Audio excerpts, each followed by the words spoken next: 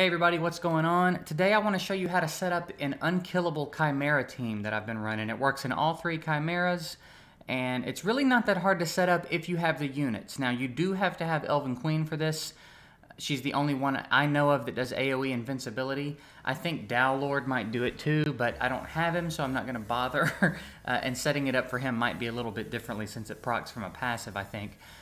You also, as far as I know, need Druid. I don't know of anyone else off the top of my head that AoE counterattacks. If someone else does AoE counterattack, and they'll do it on the first turn, or the second turn, it would probably work too, then you can use them. But Elven Queen and Druid are mandatory for my team. As far as units that you can't just straight up get, everybody else that I'm going to mention you can get. But those two are going to be hard. So if you don't have Elven Queen, I hate it for you. If you want to watch this in case you pull her or come back when you pull her, it'll be here. But she is going to be necessary for this setup. So the idea behind it is she's going to get her invincibility up, and then we're going to be using Jungle Hearts to extend it. Okay? If you don't know, Jungle Heart has a passive. I'm sorry, it's not a passive. It's an active skill. And what it does is extends the buffs on everyone on the team.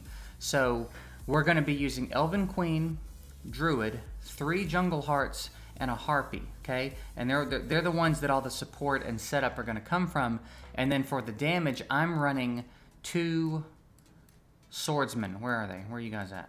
Where are you guys at? Right here. Because they have an A1 that ignores defense and has a chance to do more attacks when they crit, okay? So you can get pretty good damage out of them from their A1, so they're going to do damage when they get turns, and then when they get hit, they're going to counterattack and do damage as well. So that's where the damage is going to come from. So I've got 2 Swordsmen built, and then the Elven Queen. So what I want to do is I want to take you in and show you a run, and kind of talk you through it while it's happening, show you what it looks like, and explain it. And then we're going to go in and take a look at the heroes themselves. I'm going to talk about skill sets, how to build them, how to speed tune your units, or get the right turn order, I should say. But it's not that bad. And the good thing about it is that even if your damage isn't there yet, even if this takes you 15 minutes to clear every time you do it, you can just do it in the background, and over time, farming this dungeon, or this Chimera, whatever you want to call it, you're going to be getting conflict runes, which you can then work into the team that'll up your damage over time. So the more that you do this, the faster it'll get, if that makes sense, right? The more conflict runes you'll be able to work into the rotation, the stronger your team will get. But if you look, no one's going to take damage. This team literally can't die. This fight could go on forever, and our invincibility would just keep getting stacked, right? Everybody's at 1 or 2 turns now, but shortly it's going to get bumped up to 4 or 5, and by the end of the fight we'll probably be around 10 stacks of invincibility, which means no one's ever going to take damage, right? So Elven Queen goes, and then I have one of my Harpies go, then Druid goes for the counterattack, and then the other 2 Jungle Hearts go. I think I said one of my Harpies, I'm sorry. Elven Queen goes, one of my Jungle Hearts goes, Druid goes, the other 2 Jungle Hearts go, Harpy goes, and then these guys are pure damage. They have no speed whatsoever, and they don't need it, okay? You're not really getting damage out of the turn cycling out of them.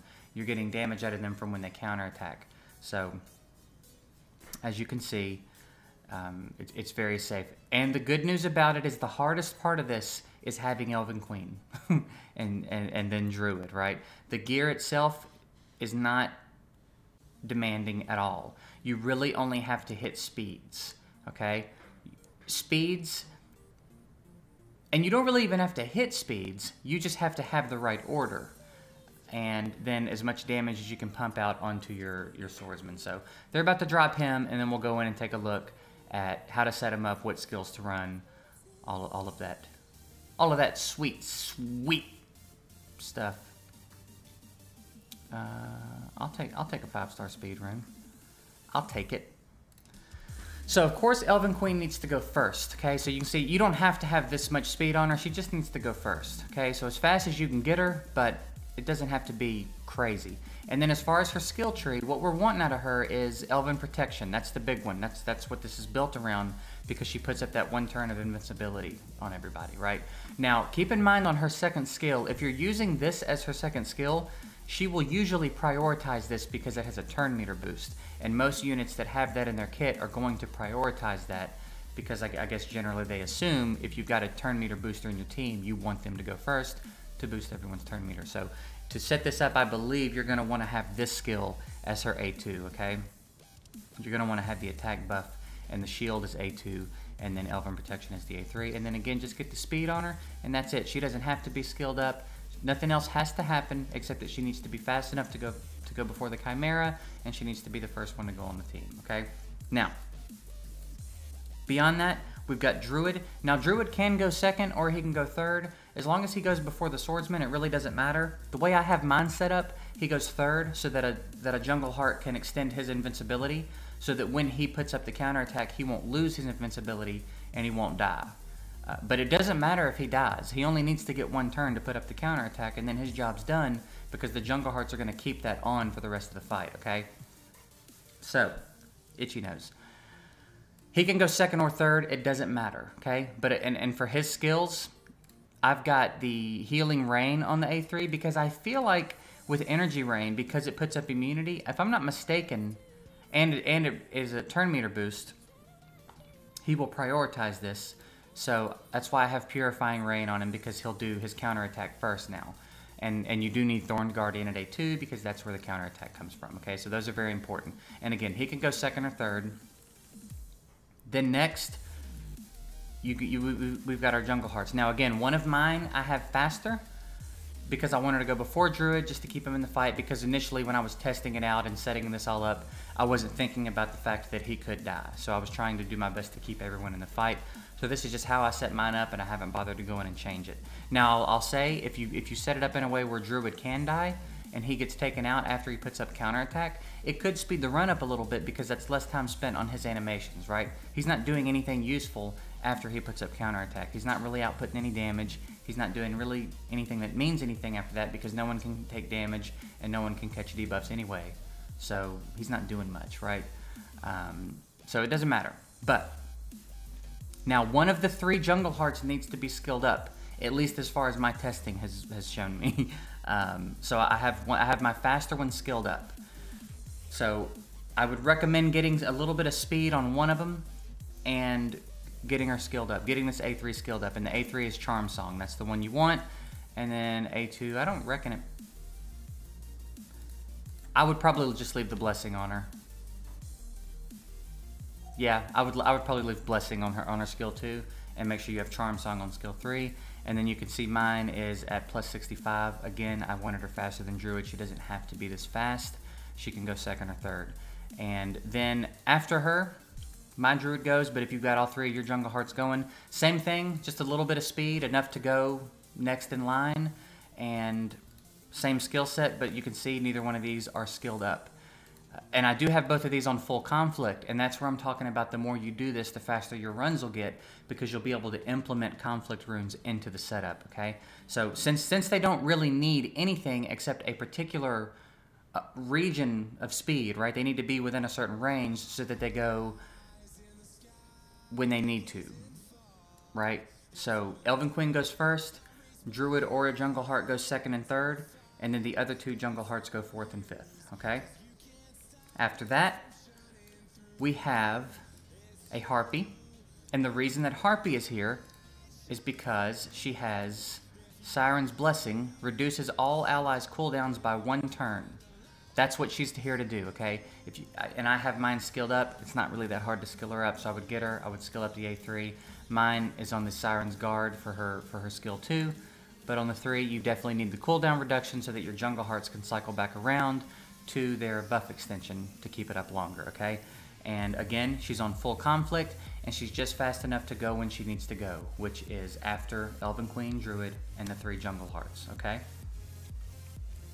And then beyond that, you just take your Swordsman and you just stack damage on them as much as you can get. If you can do it with full conflict, that's great. If you want to run attack set, that's great. Get the crit rate high so that they'll get that extra attack for when they crit on their A1. And then beyond that, just get their damage up as high as you can get it, okay? I eventually want to get more crit damage here and maintain the crit rate. His attack is pretty deadgum high though. And then his attack is pretty solid. Crit rate could be a little higher, crit damage could be a little higher. So over time, I'll improve this gear, but you can see they've got no speed, okay? And then if you're wondering about their skills, I haven't skilled either one of them up really. And that's the skills I'm running. Sword Dance on the A1, of course, and then these two here, I didn't bother changing anything. I like this because they buff their own crit rate and attack, and then they'll take a turn, right? So the crit rate, you can be a little bit more lenient with the crit rate that you put on them. Crit rate is buff is 30%, if you're wondering, so you can do that math and get them to whatever crit rate you need, so that when they buff themselves, they'll be at 100. And then keep in mind, once they buff themselves, if things cycle around and work out properly, the Jungle Hearts will extend the crit rate buff. What I may come in and do is play around a little bit with the turn order and see if maybe we can keep that crit rate buff on them, or just play around with different aspects of this and see what we can't do that's interesting. But I figured I would go ahead and show you guys what I'm doing. I've had a couple of people ask me about it. It's come up in conversation. And I know that there are some other similar comps. Fly is doing something very similar, but he's doing it with he's speed running it. I think he's running like 4 or 5 swordsmen, and he's clearing this in 20-30 seconds, I think. So I pulled a little bit of inspiration from what he's doing with the swordsman, and you know, I spoke with my buddy Vato. He brought up the Jungle Heart buff extension a long time ago when we first got into the game. He was like, I think there's something interesting to be done. So I've talked with a few people, and I pulled inspiration from a few different spots, and then hopped in and spent a couple hours sorting out my own team and getting it all together. So I thought I'd share it with you guys. So if you have any questions, drop them below. If you're running anything, someone in Fly's stream, I wish I could remember the name, had put together like a free-to-play Chimera guide that seemed really interesting. I wish I could remember the name. If I can get in touch with Fly, I'll put it in a pinned comment on this video. I think they put up a document, so if I can get access to that, I'll do something like that. But that's pretty much it. You've seen it in action. There's the turn order. Gear, it's not very gear intensive. The more conflict runes, the better, and over time you'll get more conflict runes to improve. It's also a great way to farm Calionite, because I'll show you real quick. Let's look at this 5-star rune. If I want to sell it, it sells for about 3,000. If you sell a 5-star, I'll pick slot 1. Just if you want to sell a 5-star conflict, it's 14,500. So the Calionite drop is substantially higher, and as time goes on and you can get more picky with your conflict runes, you'll be able to farm more and more Calionite. So leave the dungeons. Stop farming dungeons for Calionite. Stop farming campaign for Calionite. This is where you want to do it. This is where it's going to go up much, much quicker, and your rune quality is going to go up because, again, conflict is one of the better sets in the game for most PvE content. So that's going to wrap it up. I hope it was helpful. Any questions, drop them below. Thank you for watching, and I'll see you guys soon.